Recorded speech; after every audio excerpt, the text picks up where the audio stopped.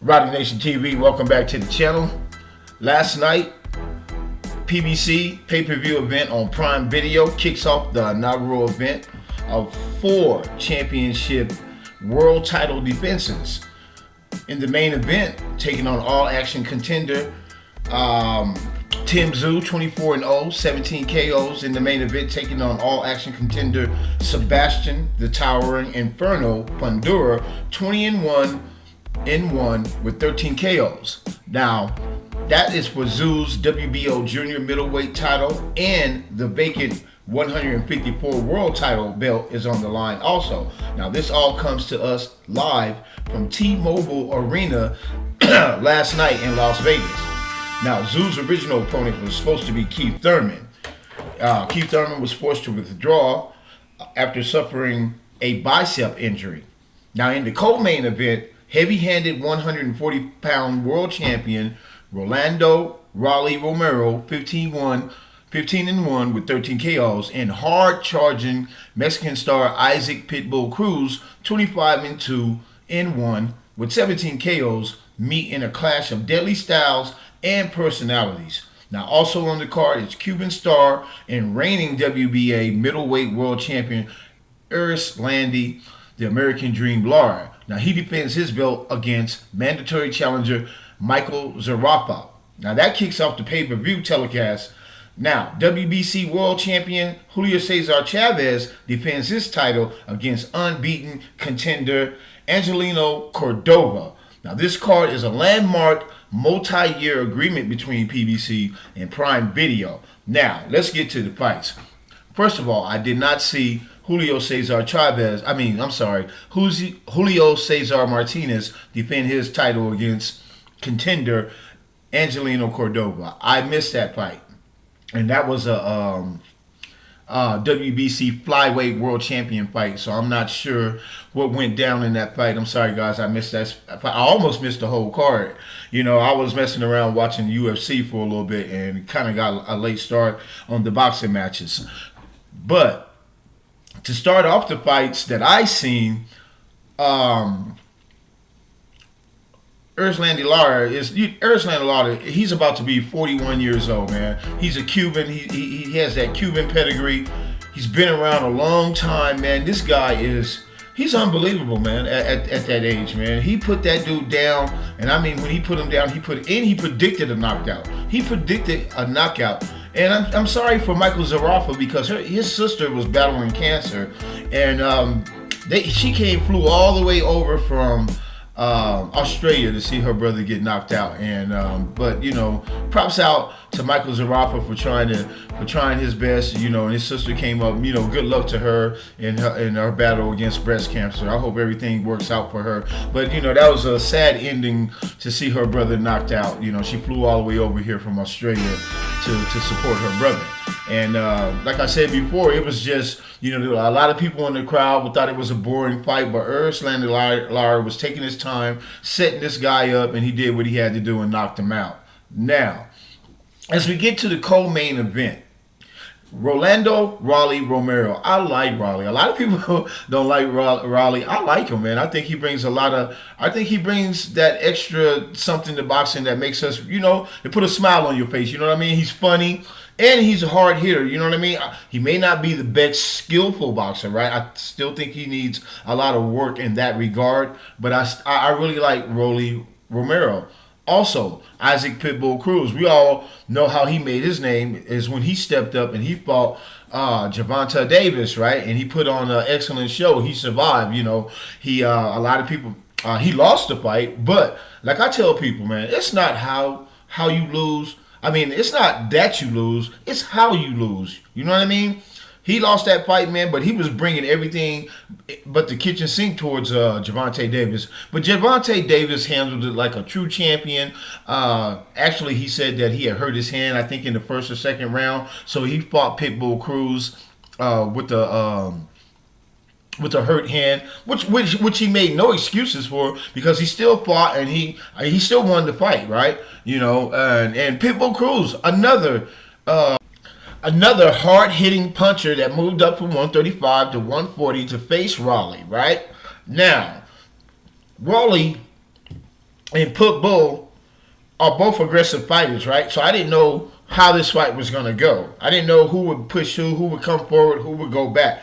But Pitbull came out in the first round and almost got Rolly Romero up out of there.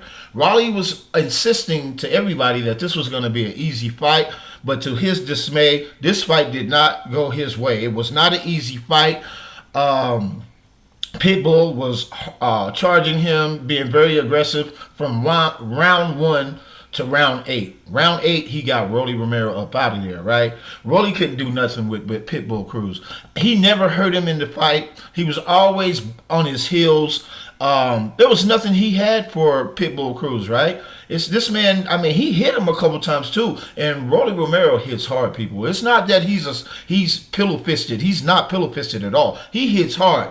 Pitbull Cruz came up from 135. He brought that power up with him to 140, and there at 140, his first fight, he took that belt from Rolly Romero. Now, that's right. Rolly Romero has a belt. I'm not sure if he was gifted that belt or I didn't do my research on how he got that belt, but he obtained the belt at 140 pounds, and Pitbull Cruz came up from 135 to 140, and he brought all the power that he had at 135 up to 140, and he put hands on Rolly Romero, and Rolly Romero had nothing for him. He could not hurt him. He could not stop him. He couldn't do anything with Pitbull Cruz. So, like I said, that's unfortunate for Rolly Romero. He tried his best. I will say this. Rolly Romero do got some dog in him, right? Because he did not quit. There's plenty of times that I thought that he was just going to give up and quit and try to find a way to get up out of there, but he didn't. He didn't. He stood in there and he tried, man. Pitbull is a beast, man. It's like watching a small Mexican Mike Tyson. I swear to God, it is.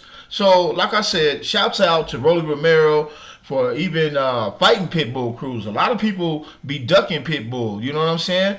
And I don't even think Javante want to fight him again. For what reason? He don't really have to, but I'm just saying, he don't want to go down that road again. He don't want that smoke. Let somebody else fight him. That's what I would have told. That's what if I was Javante, I would have told all them other people that was trying to get at me. If you want to fight me, fight this little dude right here first. Then you can come step to me, because I had to go through that fire with him. You know what I mean? That's how he got his name, by fighting me. He put up such a good showing. Right now, look at him now. He's a Mexican superstar in the States. You know what I mean? He was being mobbed by the fans. So shouts out to Pitbull Cruz for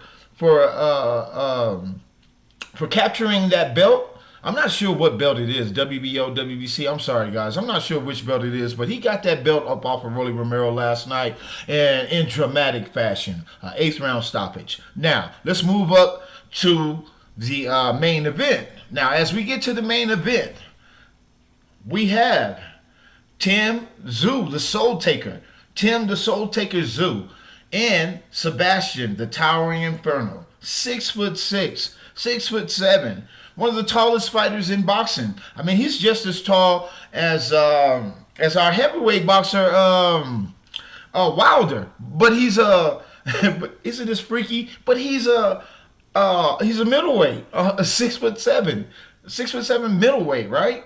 But anyway, shouts out to these two guys, especially to TSZYU for taking this fight on the 12 days. Both of them, actually, because both of them had fights on this card. FUNDORA was going to be on this card too. He was going to be fighting somebody else.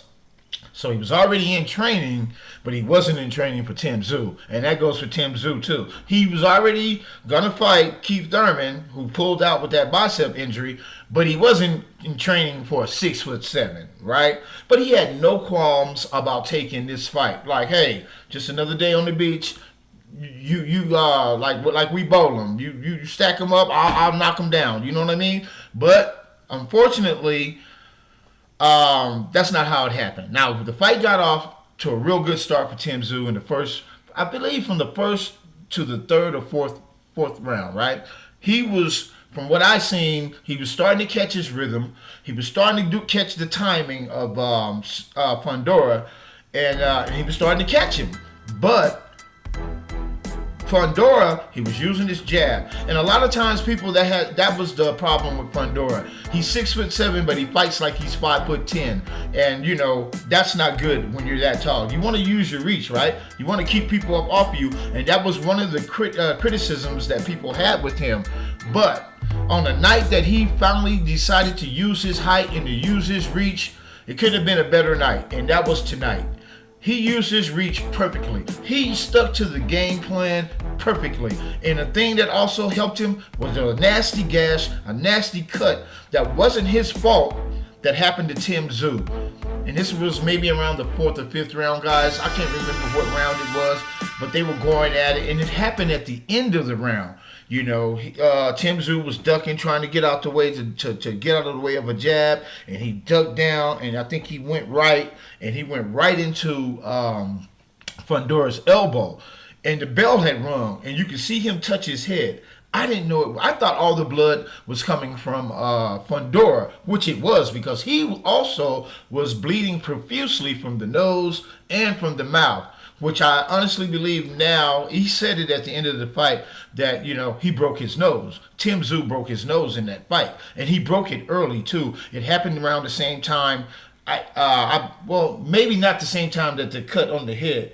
Well, I think it was, though, because he was bleeding so bad from the, maybe even before. I think he broke his nose before TSZYU got hit on top of the head, because he was already bleeding, and I thought that all that blood was coming from him.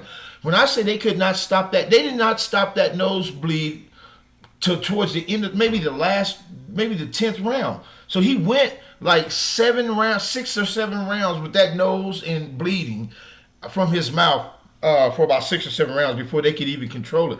Matter of fact, at the end of the fight, I still seen leakage coming out of his nose, right? So, and that's when he said that his nose was broke. But back to the fight, TSZYU was catching him. TSZYU is a soldier, right? And there's going to have to be a rematch, right? Because that gash on the I didn't even think that they were going to even let this fight continue, but TSZYU wasn't going to back down, you know what I mean? And you looked at the top of that gash, man, it looked like somebody hit him in the head with a baseball bat. I swear, it does. But nevertheless, he's a soldier, bro. He comes from good stock. And so does Fundora. Both of these guys come from fighting families. This was such a good fight, man. And it's sad. I kind of feel sad for TSZYU that happened to him, that he got hit on the head like that, and that cut and it came exactly down into his face and his eyes where he couldn't see, and he couldn't, you know, gauge his distance and everything. It affected the whole fight for him, right? And I kind of feel bad for him, because before that happened, man, it looked like he was on a road to victory. It was like he was on the road to a victory, to a win over Fundora. I'm sorry, I just hate to say it, but if it wasn't for that gash on his head, I think that TSZYU might would have got a win, but we never know because it happened, right? But considering both of these guys, one was fighting with a broken nose, the other guy had a very nasty cut on the top of his head. I mean nasty. I give props to both of these guys. Straight warriors. These are what warriors do. True warriors. These two guys right here, man. And shouts out to them. The best, man, Fundora fought the best fight I've ever seen him fight. I mean, even though he was leaking like that, and he was straight leaking, he fought one of the best fights. He used his jab so perfect. He maintained his discipline. He didn't get out of character. He did exactly what his corner told him to do, and that won him the fight, right? That won him the fight last night. Shouts out to PBC. Shouts out to all the Arslan Alari. Matter of fact, shouts out to the whole card, man. I can see a very nice partnership developing with the PBC and Prime Video. So if you want to catch any more of these title fights, I think we're going to have a nice platform to watch them on Prime Video, right? Now, as far as the commentating go, after the fight, you have a Spanish lady who works for PBC, and some other black lady, light-skinned black lady that works for PBC, commentating and interviewing the fights and stuff after the after the event. I don't know, bro. I'm gonna be honest with you guys. I have nothing against women, but I like, if you're gonna put women in those positions, man, make sure that you get good women I mean, good commentators to me, man. I just don't like their commentating at the end of the fights, man. Somebody leave a comment in my comment section. I mean, the lady. I mean, if you like that aggressive style of interviewing somebody, I mean, because when you interview somebody like that on a platform like that, I think I shouldn't be able to see your bias. Right? I should not be able to see your bias. If you bias towards one fighter or another, I don't like that. That's the same thing that goes with the commentators when they're commenting on the fight. Now, I'm not saying I like the commentators so far, you know what I'm saying? But when you start showing your bias of who you want to win, who you're going for, then I kind of have a problem with that, right? I shouldn't be able to see that. But other than that, shouts out to PBC, shouts out to Prime Video, shouts out to all the fighters who participated in this card, especially TSZYU and Sebastian FUNDORA. That was a fun fight. That was a bloody mess. That's what it was. It actually was a bloody mess. So, Rowdy Nation TV, click that like button, subscribe to the channel, hit the notification bell so anytime I drop a video, you guys can be notified. We out.